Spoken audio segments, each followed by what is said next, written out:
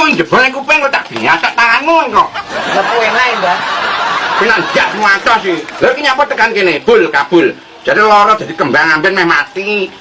Kok kabul piye to, Mbah? Iki aku putrane Raden Mas Bagus Haryo Supenyo. Masalah kowe to nyok. Ya rupamu sapa sis kabul ngono.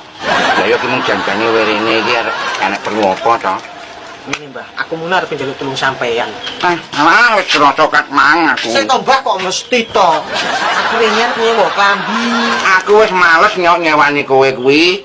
Bayarmu angel mesti telat nang balekne. Wis to Mbah rasa kuwatir, engko tak bayar dhisik 200 iki lho.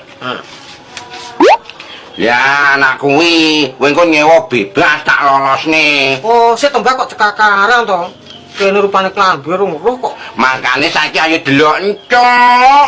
Oke.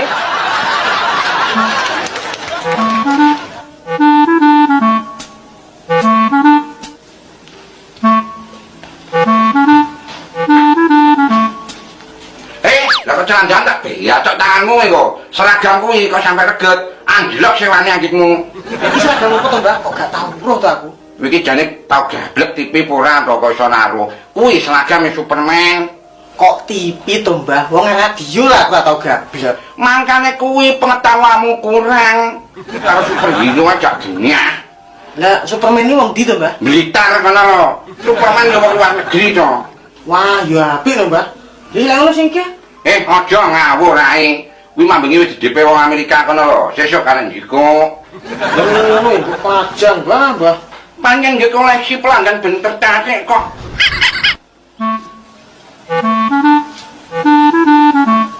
Ya wis ngono sing ki, Mbah. Aja wonge wis OTW rene ape jiko iki. Sopo neh to, Mbah? Surata lho. Mosok iki karo sing dadi Spiderman. Peter Parker ki lho. Lah candine to wi. Ya panggah bocah Amerika to. Bah, ket mangu Amerika.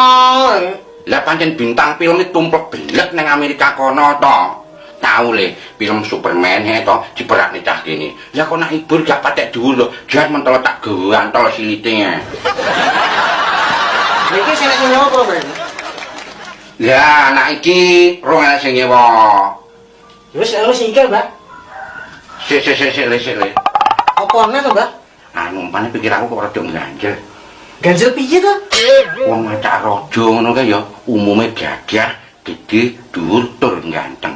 Ya kowe lho, gagah ora, ganteng ora, kok arep macak raja, kowe engko mosok garising. Jane sampean niat nyewa